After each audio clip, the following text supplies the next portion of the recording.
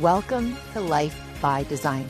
I'm your host, Robyne, and I am thrilled to welcome you to this space for real conversations about how we live, how we show up day in and day out, because the quality of our life is shaped by our habits.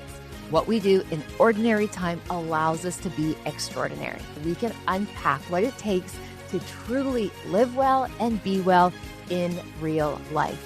Welcome to Life by Design. And I'm just so excited that you're here. Welcome back.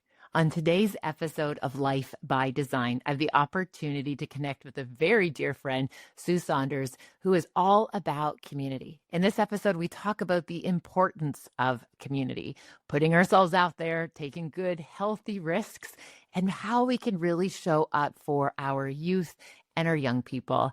This episode is full of so many, only Stu can tell these stories in such a meaningful and enriching way. I hope you enjoy this episode as much as I enjoyed interviewing a very, very dear friend of mine, the one and only Stu Saunders.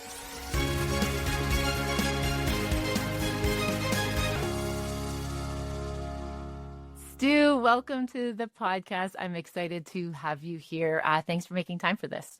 You're welcome. I'm been excited. I was on early because I've been so excited to have this conversation with you and just spend time with you. Oh, thank you, my friend.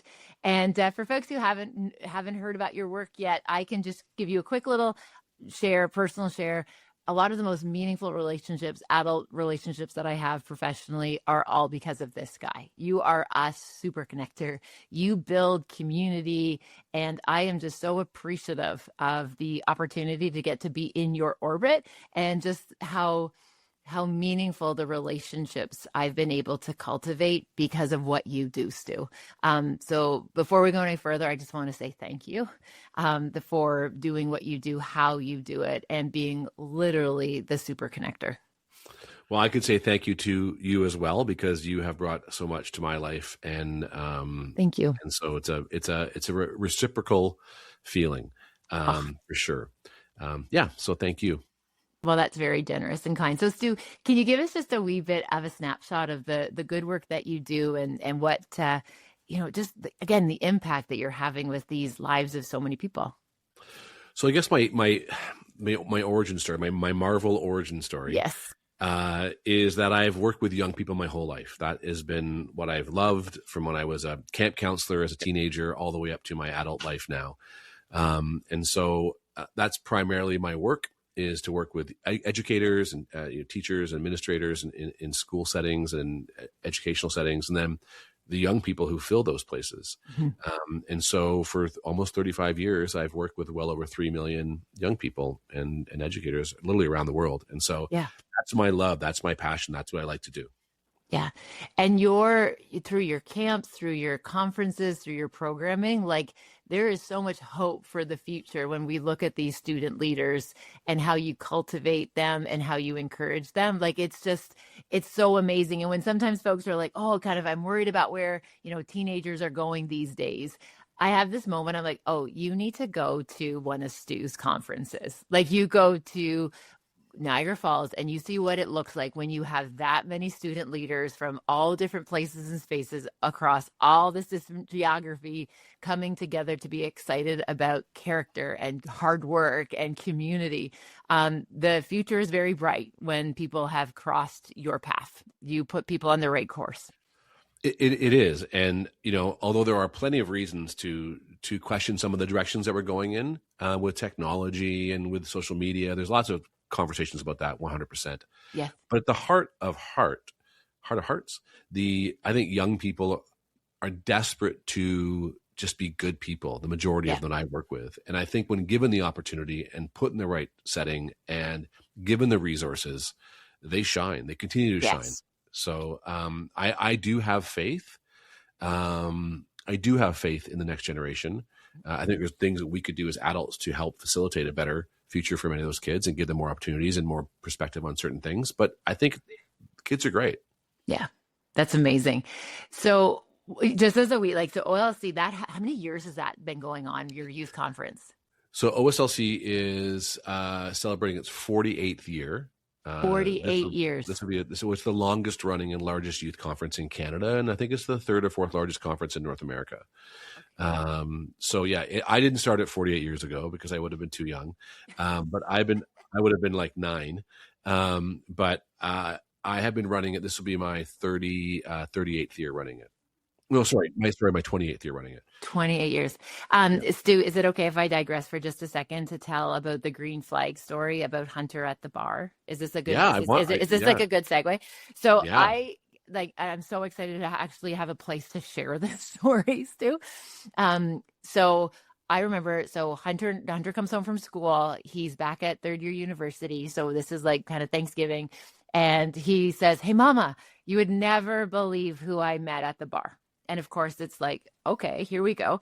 He proceeds to tell me that he meets this absolute random stranger. He's never met her before. Somehow they figure out that they like both know you, Stu, from going to that conference. And she was a student leader. And then the woman, the young adult, Hunter was like, "Yeah, my mom spoke at that conference." And she was like, "I don't believe you that your mom is Robyne." And he's like legit, that's my mom.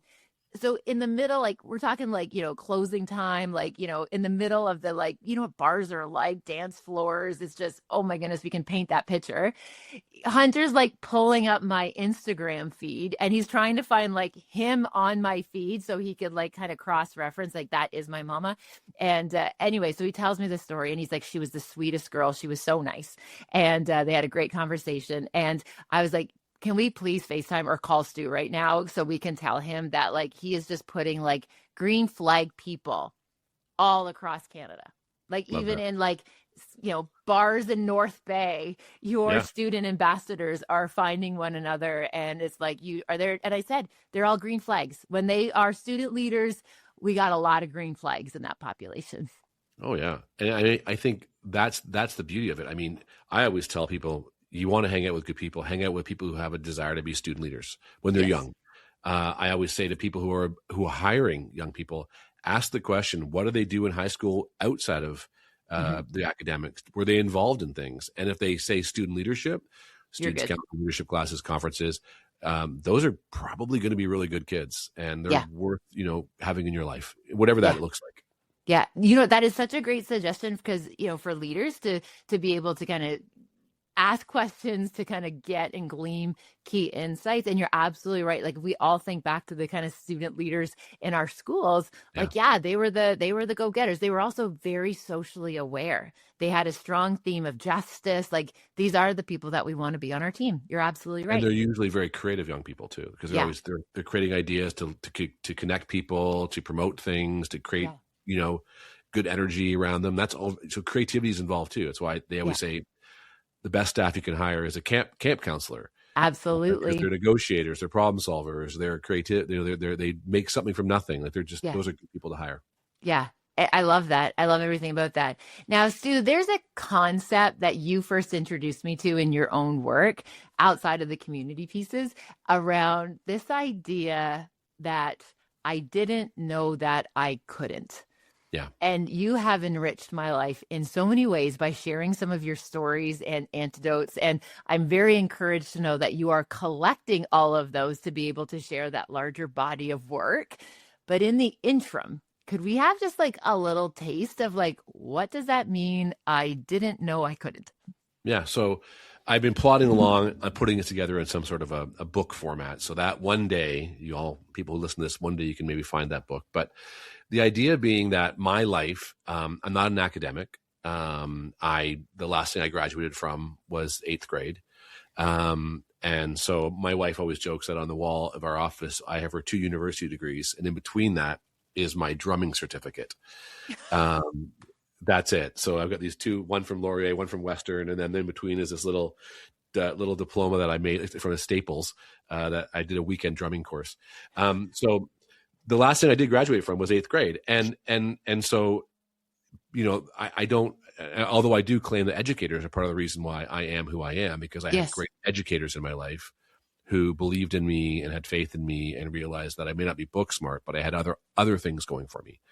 And so in my life, over the course of my business life, and even before that, is the things I've tried to do, I probably don't have a right to do Right. because I don't have the proper training in whatever that is. So an example is I have developed, created, and released 3 full-length documentaries.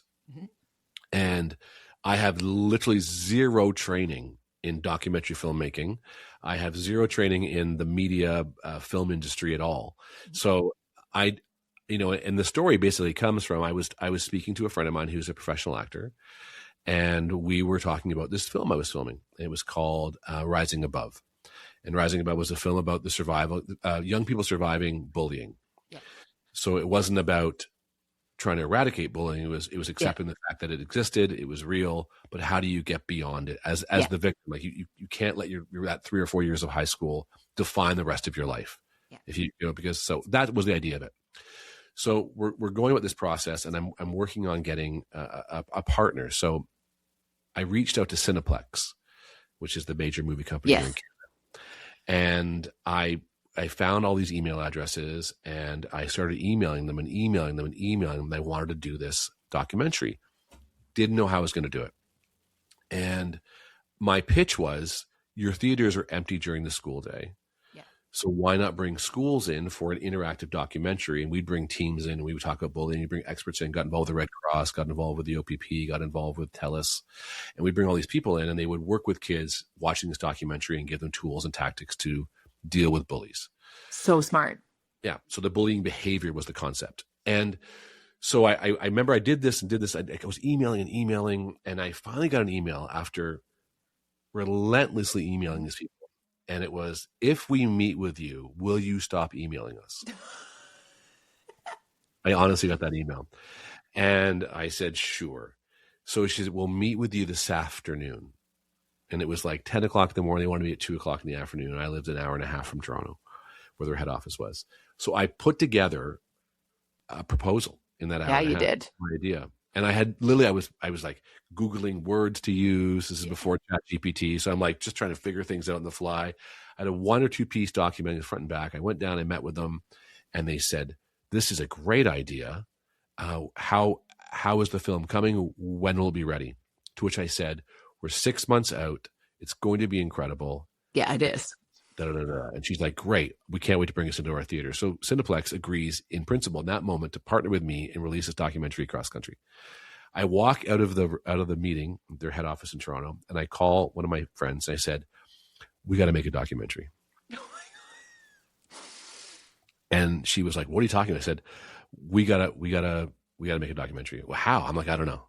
Yeah. So then so I call my friend back to the beginning of the story. I call my friend as a professional actor, and I'm looking for, like, I need a filmmaker. I need an editor. I need all these things. I don't know anything. I have all I have is a MacBook and, an iPhone 4. And he says, so he's like, well, I can help you. I'll find it. He goes, how did you go through this organization? Did you go through that union? I was like, no. He's like, how could you possibly be doing this?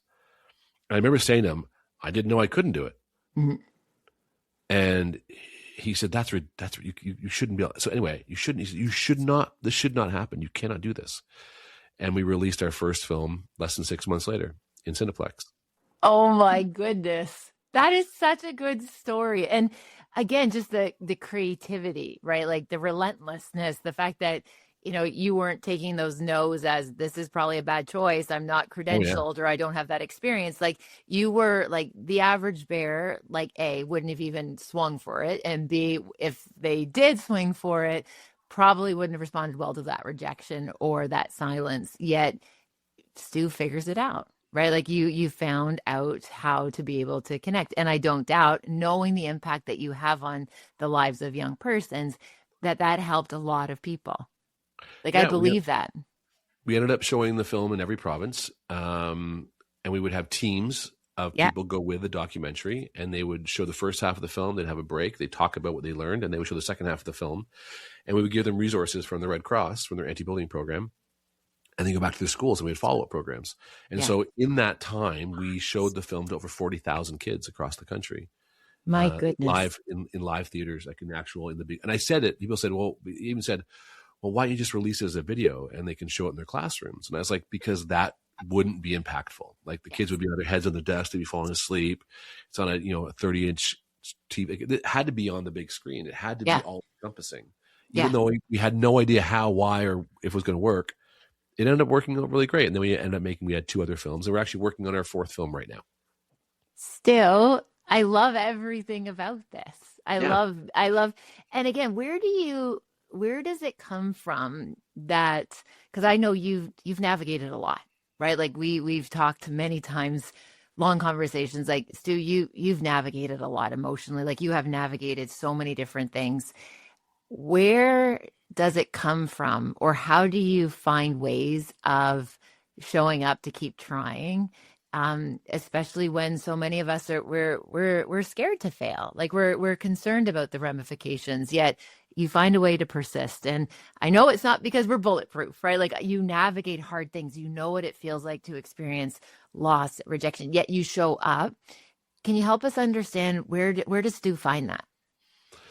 Well, this is kind of what we try and share with the young people that come into our programs, specifically our camp programs, where we have the kids for more than a couple of days. We actually get to talk to them for a week or 2 at a time. But I think it comes from the idea that there's a couple of different reasons, I guess. But one of the ones that stands out for me is that I've always felt like it's my responsibility to provide people with opportunities that I had because of people who believed in me or gave me the opportunity. So although I was an academic, my principal of my high school and my vice principal of my high school they believed in me fiercely. They would always say, my first conference I ever went to as a student leader was in 10th grade. And it was because my vice principal said, there's a conference coming. We'd love you to be part of it. And I said, well, okay. And I just said, yes. I said, yes. That was it. I said yes to things. I didn't overthink it. And I think that's part of it. But it also comes down to the fact that on a bigger scale, as I've grown up and got older, there was a fashion designer by the name of Ward Bingham. And he wrote, he was a very, very, very well-known fashion designer. He's from Vancouver. And he was in London, England, in the fashion scene. And he was on this boat on the Thames River. And this boat famously, and I don't know the name of the boat, you can probably research it, someone can, but the boat flipped over and most people on the boat died in this tragic boat accident on the Thames River. He survived. And his story is incredible. So when he came out of that situation, he came back to Canada, and using his fashion connections, he created a company called Mondo Nation, which stood for One Nation, One World. Mm-hmm. And the idea being that we really are at the heart of hearts, one. We are one people. The globe is one. Yeah. We're all people. We're all human. We're obviously different, but we're all, at the end of the day, we're all human. And so if you realize that we have more in common than we don't have in common, things often, you can navigate them better. You realize that we have much more in common. And so he created this company called Mondo Nation. And the idea was that you would get a shirt and it would say, I believe on the front. And on the back, you would print your personal belief. Yes. And it was so I believe, and then on the back, whatever. And then you would have on the shoulder of the shirt, it would have some sort of charitable organization, and profits from the shirts would go to that organization you chose. Mm-hmm. And this would, you've got a visitor. And this would go all over the world. That was the idea. And so I loved this idea. And I brought it to my camp staff, and I got all of my camp to create these shirts. And then they would share with the parents what their belief was. Yes. And mine said, I believe, and the back said, it is my responsibility to leave the world a better place for my children and grandchildren. And so that was 20 years ago. And I have held that belief, that idea. I still have the t-shirts, a bit rattier now, but I still believe that is my sole responsibility. That everything I do, whether it's for adults with our EPIC community or all of our young programs that we work with, which are so many, is that I'm trying to give kids this idea that they can do more, they can be more, that they're more capable, that they should believe in themselves more. And from that belief, they'll do more. And then the world, hopefully, in a utopian belief, will be better.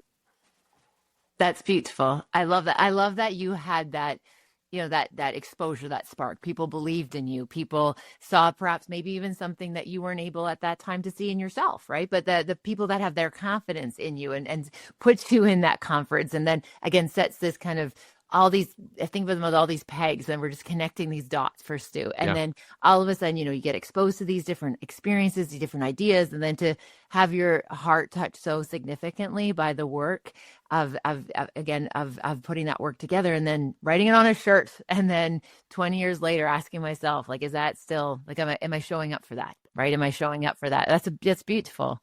And the idea was that these shirts would create conversations, right? And you find that you have people who believe. And there's the story Ward would tell was that he had sold a shirt to a woman who said, "I believe," in the back it said that my mom will wake up from being in coma.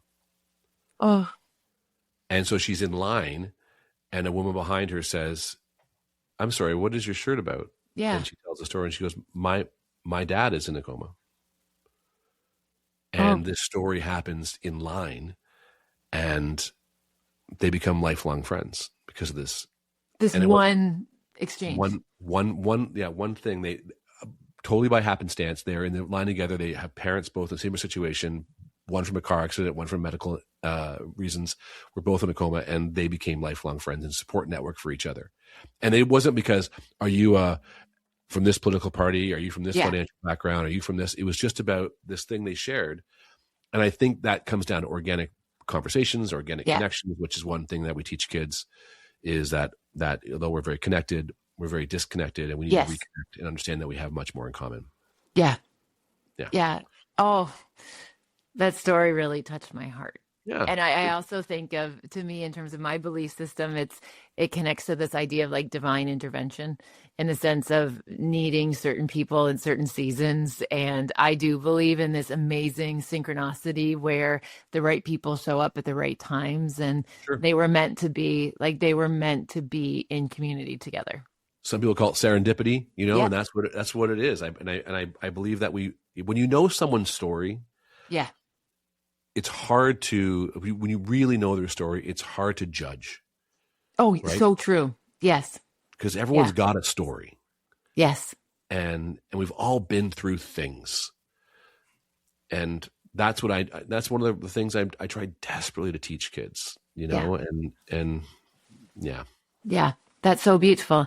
Now, just out of curiosity, and again, I hope if you don't mind, like kind of taking this way, just because of just you're just so in tune with youth and like, again, what we're trying to create. And, a conversation that, or a question that often gets asked to me when I'm doing anything involving like young persons. And usually it's always like, I can be at the most like corporate conference ever. Like, I mean, we're talking about high performance markers and like all this kind of stuff. And I'm like, oh, does anybody have any questions? And it'll be like, my son won't get off the video game console. Right. And I'm like, okay, like I'm here for it, right? Like, let's go. But I just think it's also so interesting that I'm usually at these like very corporate-y things, but people always they're desperate for strategies for how do they help their kids, especially their young adult, that emerging adulthood, that older teenager.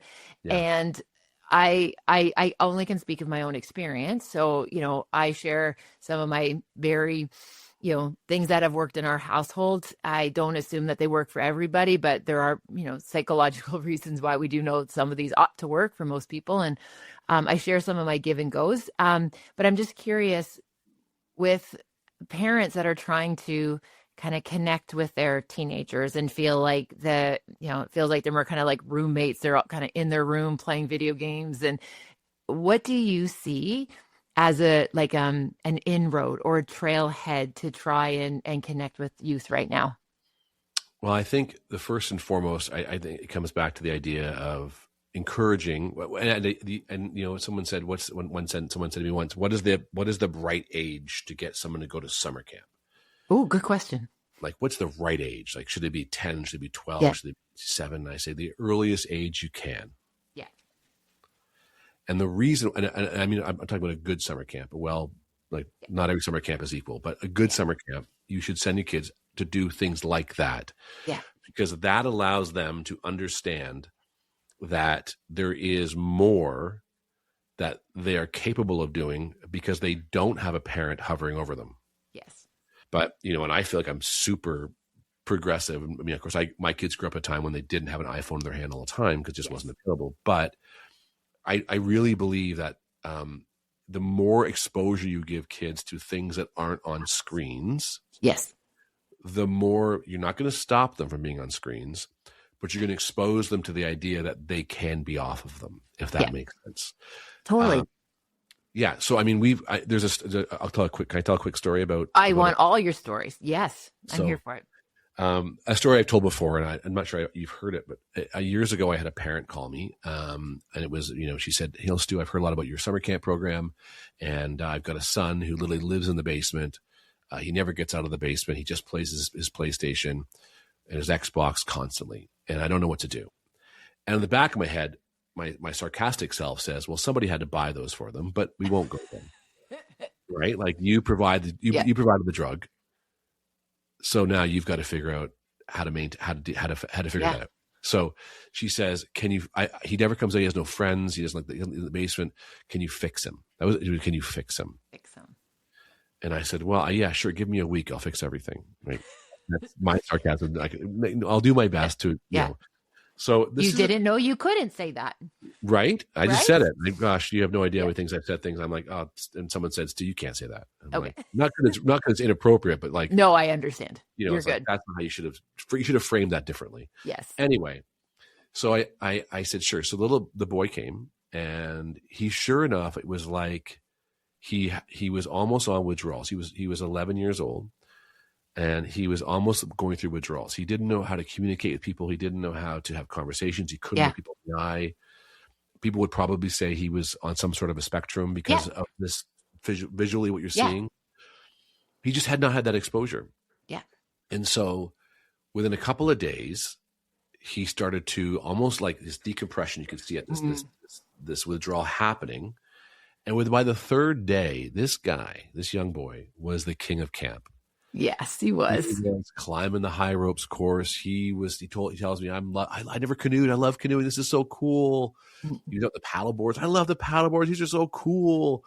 And by the 7th day of camp, we had this graduation, and where all the kids get up on stage and they share a statement they've learned. Each program has a different statement, a true north statement, a vision statement, all these things. And so he gets up and he's talking about his true north statement, what his program was doing. And it was what he will always hold high so he can work towards that. Yeah. It feels like he's getting off track. He just goes back to that North Star. Yeah. He says, kind of repurpose it. And so his true north statement is, and again, he's 11 years old. So don't judge his true north statement. I'm not judging because he's 11. He's 11. He says, my true north statement is that I will be a camp counselor like my counselor, Chris. Right. So that feels good. Yep. Yeah. And his world vision is what's happening next, right? Not in 50 years, I'll be on the United Nations, Peace Council. He'll be a camp counselor. And so he gets up on stage. He's sharing his true north statement. I look out and there's mom with her iPhone in the air. And she's filming it. She's got tears in her eyes. And I kind of elbow my assistant director. And I'm like, this is so, look at this. Look at this. What's happening. This is why we do what we do. Like, this should be a testimonial on our website that every parent should watch. Like, this is, we did it. Like we fixed them, we fixed my child. Yes. And he was just so engaged. And so it's all over and we're all hugging it. And he's like, he's talking 100 miles an hour and he's telling mom what happened that week. And then we did this and I would kayak and then we did this fort thing. And I was like, when I won the paddle, and he's like doing all these, he's just so engaged. And it's just like life. And mom is just blown away. Yeah. Like, who is this kid? Like, literally a week transformation. Right. And this is better than I could have ever dreamed of. So as I was leaving the camp that day, myself and one of my other directors would stand at the gate and we'd thank parents as they pulled up and say, thanks for sending us your child and hope to see you next year and, have a great school year and stay in contact, blah, blah, blah. So up rocks this car with a little kid in it and mom and he's sitting in the back seat and he's like, next year, Stu, I'm coming. I'm going to do the intermediates and then I'm going to do the LIT program and then I'll be a senior and then I'll be a CIT and then I'll be a camp counselor like Chris. And then one day I'll probably take your job. I'll be the camp director. And he's like so excited. And I'm like, and mom is like smiling from ear to ear. And I'm like, this is just the perfect moment. Yeah. And then mom says, I'm so proud of you. No, she says, we have to get going. We have to get going. And I'm thinking, sure, they probably have I think they're from like Oakville. We had a couple hours, 3-hour drive home. And she says, I'm so proud of you. I just got you the new Rock Band 3. Oh. And I backed away from the car and I said, It was really great to meet you. Yeah. And in my head, I'm not going to see you again. No. And so why I would share that story with parents frequently. Yeah. Because I would say we provide yes, these things, good and bad. Yeah. And we think that sometimes we have to provide this because that's what the other kids have. Yeah. But you've just got this moment where this young boy in your life, this son of yours, who's so excited to be so connected to the outdoors, nature, life, everything. Yeah. And I've had parents say to me, like, they pick up, they can't bring their phones with them. We have no technology at camp.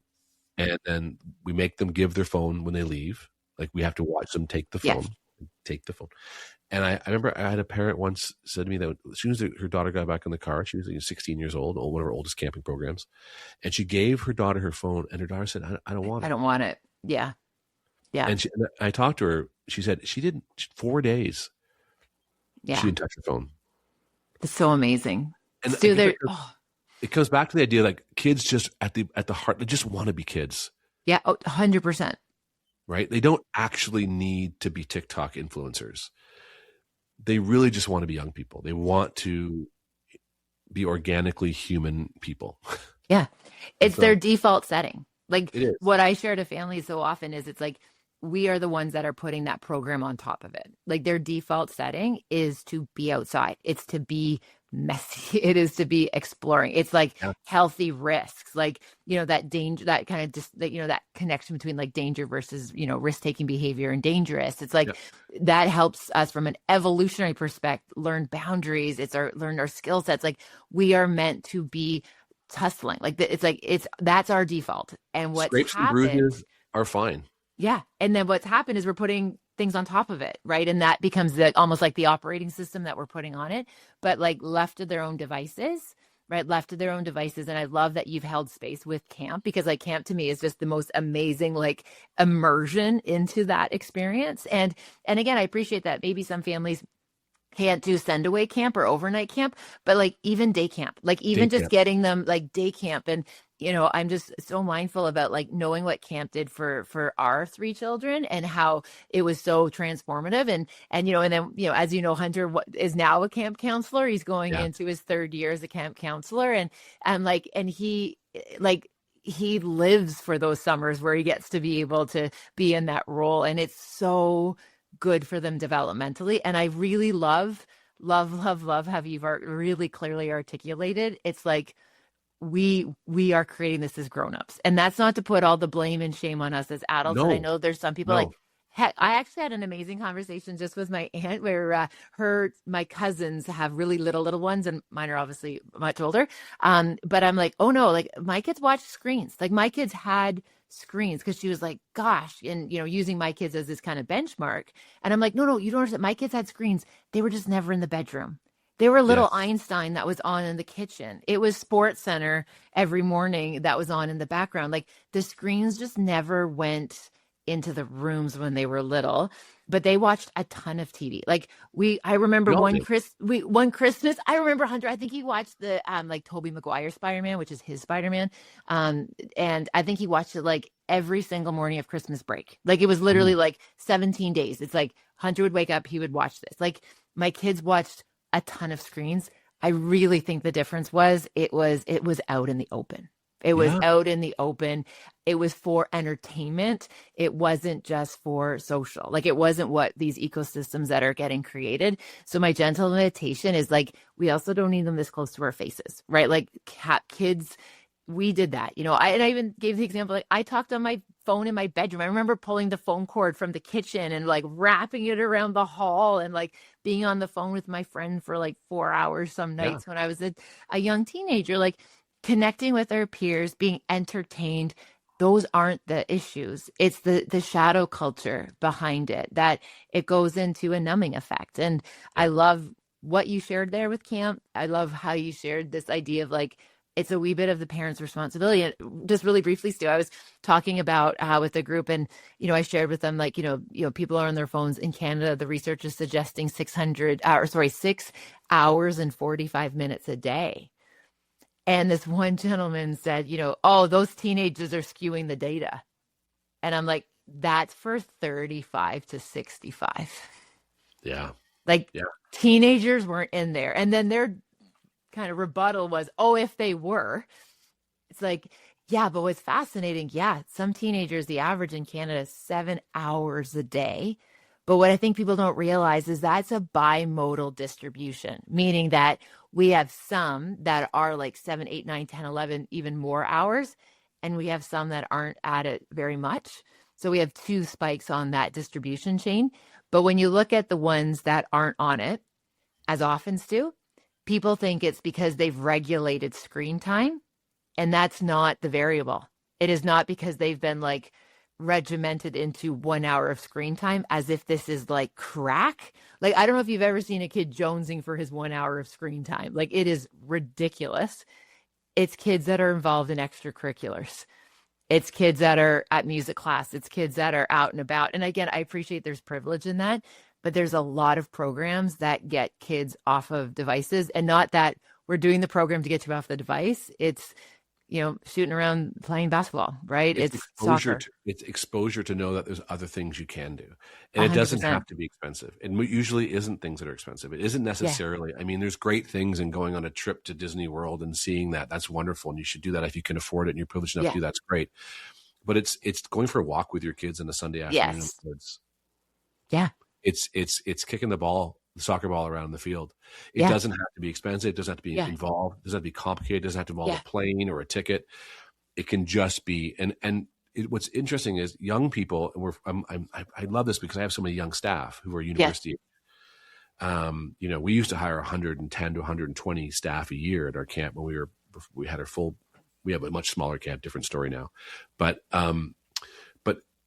they always would tell me, like, they would love the moments when their parents or the older people in their lives would make space for them.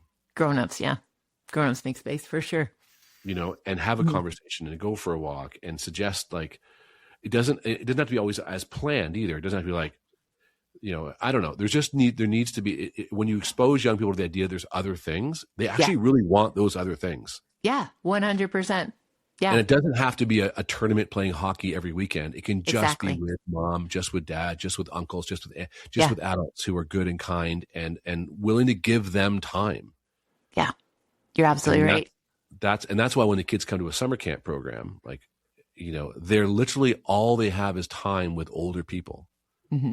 That's all they have. There's no distractions. The camp counselor doesn't give them their iPad and say, watch this, go play roadblocks for an hour because I'm too busy. Yeah.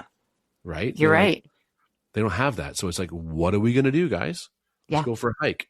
And then you start talking about nature. You start talking about conversations creep up and they're really great. And suddenly you're communicating and suddenly kids are looking in the eye, one-on-one time with an adult. Like and none of that is planned. It just happens when you let it happen. You're absolutely right. Oh my goodness, Stu, I could talk to you for days about this. Thank you so much for bringing this insight and just this like recognition. And the one thing I'm thinking about is if, you know, a grown-up is listening right now and realizing, man, do you know what? I've missed my window, right? I am a firm believer it is never too late. And it's A-okay to do relationship repair, which means if somebody's, you know, if we have equipped our kiddos with all of these devices that are essentially like eroding some of their social skills and other opportunities, and we have this arrested development on socialness, what could we do? What I'm thinking, and again, I don't want to put you on the spot, but I'm really big on, like, we can just say, hey, I know better now. I want to try this differently now. Let's just see what it's about, and just encouraging them to come for a tour, to take those puppies for a walk with you, or invite them into the kitchen and, you know, and to, like, you know, hey, you don't have to make dinner, but just sit with me while I make dinner. Like, just inviting them, just invite them. I just think it makes all the world of difference. So if you're listening to this thinking like, man, I am that mama that bought that Garage Band 3, or I am the mama that had the, you know, iPad holder installed on the stroller, right? Like, it's not too late. I do think we can make amends, and we say, hey, I want to try it differently. Are you open? Yeah. It's good for the adults too. Totally. Right? Like, it's good. Yeah. It's not just about doing it for the kids, it's good for the adults to realize, oh, I also could have a conversation with my child. Yes. Right. When given Yeah. when the space is given. Yes. Should I tell you that? I was going to tell you that one more story. Yes, please. Yes. You tell But it. it's the story that you and I talked about before. And it kind of leads into the idea of allowing your kids to be kids. Bring it. I'm here. So when I was young, of course, we didn't have the ability to Google things and find out addresses and find out things, or find out connections or contacts or blah, blah, blah. So, or do a campaign online to get people to pay attention. So I wanted to be two things as a child. One, I wanted to be an actor, and I was obsessed with Judy Blume books. Yes. So the side note, I would literally mail Judy Blume books to movie studios in the US and suggest what role I should be in these books. So I would do this. And I sent out 6 books, like as if I was the one who discovered Judy Blume, the great children's author, and nobody else had ever heard of them. Thought of it. Dear Walt Disney. Yeah. You may not have heard of this person, but I would be good for this role, in Freckle Juice. Or, I remember. Yeah. Yeah. Whatever it was. Right. So that was one thing. So I want to be an actor. And the second thing I wanted to be was because I grew up without any sort of cable, and we didn't have all the streaming services you and I, we were young. So you had cable. And you had whatever channels you got. It wasn't even like when they had all the channels. There was only a very narrow number of channels. Yeah. So I had no cable. I got one station, and it was the Canadian Broadcasting Corporation, CBC. Mm-hmm. And I watched the Canadian Football League. Mm-hmm. And I loved the CFL. My dad and I would sit down. We'd watch the Toronto Argonauts play football, and it was a big deal.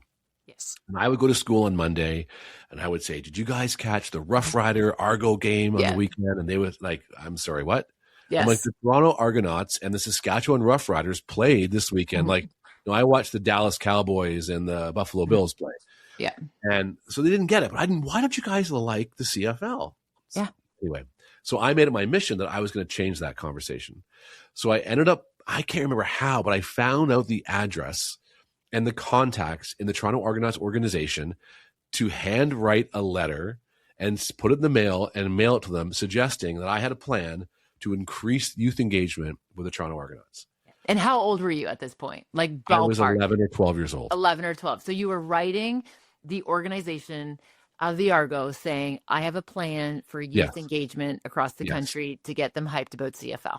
Yes. So this is in the 1980s. And I am going to be the savior of the young generation to watch the Canadian Football League. And back then, actually, the CFL was actually quite popular. Wasn't they would get 35,000 out for a game. Yes. So anyway, I write this letter, and it was, I remember I just spent so much time. My mom proofread it for spelling, like, and where the commas were and where the there, and there was, And so I sent this letter off, not knowing anything else. And then out of nowhere, I let my phone number call me this phone number to get a hold of me. They call. The Toronto Argonauts offices call. And they invite me down to then Exhibition Stadium in Toronto, where the Argonauts played, to go to their head office. They'd like to talk to me about youth engagement. Now, I'd like to think my letter was so well written, and my suggestions were so powerful that that's why they brought me down. But I think someone in that office, an intern or someone, thought, this is cute. Let's bring this kid in. And it wasn't for social media content, because it was just me. So I go down, I sit in this big office. I don't know who it was with, some executive person or sub-executive person. So good. And I presented, like I wore a suit. Robyne. And my dad drove me down. And I stood up in this office, and I presented, and I'd made displays on Bristol board, like on poster board, with I drew them and I cut pictures out, and I had this whole plan, and I presented, and they gave me my 15 minutes with them. Yeah. And then they gave me a foam finger that said number 1. Numero uno. They gave me a seat cushion, a vinyl seat cushion that said the Toronto Argonauts logo on it, and they patted my head, and they said, that was really great. We'll take some of your ideas and maybe we'll use them. And I went home, and I waited, Robyne, for so long for them to call me back and say, and your offices will be, you got a window office, corner office. You're going to be the VP of youth engagement, whatever it was. So fast forward years. So that was, let's say 40, 45 years, 44 years. Let's fast forward. And Pinball Clemens, the current CEO, general manager of the Toronto Argonauts. Shout out to Pinball. We love Pinball. We love him. Former head coach, Hall of Fame football player, great guy. Everyone loves Pinball. Yes. Smile as big as, the sun. So we have Pinball come and speak at OSLC. Isn't this crazy? This full circle moment. I just realized. I knew I was seeing this unfolding. I'm already excited. I just realized I don't have OSLC. I'm not connecting with Pinball again. Anyway, so Pinball comes and speaks, and before he gets on stage, I let students introduce the speakers. But I said, before I bring in, Sarah and Tanya to introduce our speaker, I have this little story to tell, and I tell the story very, very quickly. Yeah. And so I'm assuming I say that Pinball today will be announcing that after a 40-year search, I will be announced as the VP of Youth Marketing. And everyone laughs and everyone cheers. And Pinball gets up and he says, Stu, we're not going to do it today because we need to have a lot more media here for an announcement that big. Oh, bless him. And he goes on to so good. He does his speech, and as we're leaving, he does, and he talks to every kid, and he spends time. He's so wonderful. And we walk out, and we're walking out down the hallway and walking back to his car, and he says, "Is that story true about you as a kid? Is that all true?" And I said, "Yeah, all true." And I said, "I think the story's probably gotten better over time, but it's a true story. Yeah, it's totally artistic license, right?" Yes. And so he says, "You know what? I'm going back to Toronto right now to have lunch with Keith." And that's Keith Pelly, who is the president and CEO of Maple Leaf Sports Entertainment, who own the Toronto Argonauts, as well as the Toronto Maple Leafs, the Toronto Raptors, and Toronto FC. Yeah. And so I said, "Oh," he's like, I'm gonna tell him about what you do. I just love what you do here. I love it. Because he actually has spoken once before. I never. Yeah. So I love it. I love what you do. That's my Pinball. It's a very good. It was very good. Yeah. So I'm gonna make the story really, really, really, really short. So this past Sunday, so we now I get his phone number, and now we were texting back and forth. And his daughter Raven has to connect the phone because he doesn't know how to do it. So we're, dad doesn't know technology. I love this. We're talking back and forth. And then this past Sunday, I'm in Toronto. I get invited down to Toronto to the Raptors game, and I'm in a box in the MLSE box. And I'm meeting the new coach of the Toronto Argonauts. Pinball couldn't be there because he's on holidays, but he arranged because he wants me to meet the coach. And then I messaged Pinball with a picture of me and the coach. I'm like, "Pinball, so this is so great. Thanks so much. We should talk." And he goes, "I'm back on the 12th, and I'm talking to Keith. And are you free on the 20th of February? Because I want you to come down. You and I, Keith, are going to have lunch, and we're going to make this happen." So 41, 42 years later. 40-some years later. You're looking at maybe one day the senior vice president of youth engagement for the CFL Toronto Argonauts. But I didn't know I couldn't. But he didn't know he couldn't. Okay, Stu, everything about that is just perfection. Encourage the people in your lives who are young to dream and do good things and cool things because they want to. Get their hopes up. Yeah. I'm a big believer in that as well. I also am so aware that our deep connection of the Argos was one of actually our first conversations where you were like, and I remember you were wearing an Argo hat, and I'm like, "Nice hat." And you're like, "Oh yeah." And I'm like, "No, I actually know that. I actually am a fan." And then somebody who was with us was like, "Oh yeah, Rob, you like the NFL?" I'm like, "No, you don't understand. I grew up in a CFL. I have appreciation for the NFL, but I grew up with the CFL with my grandfather in Ottawa, and my dad has season tickets to the Argos, and I remember a kid watching Mike Pinball playing with Flutie, I just remember that, and John Candy on the sidelines. Congrats to John Candy on the team. Oh my goodness. It was, there's something very special about Canadian sport, especially that league. And I think I was sharing with you recently, I was in Saskatchewan and we had this conversation about how the Saskatchewan Rough Riders, their sales of merch is greater than the Raptors. Yeah. What the heck? They have game days in every small town. They get excited.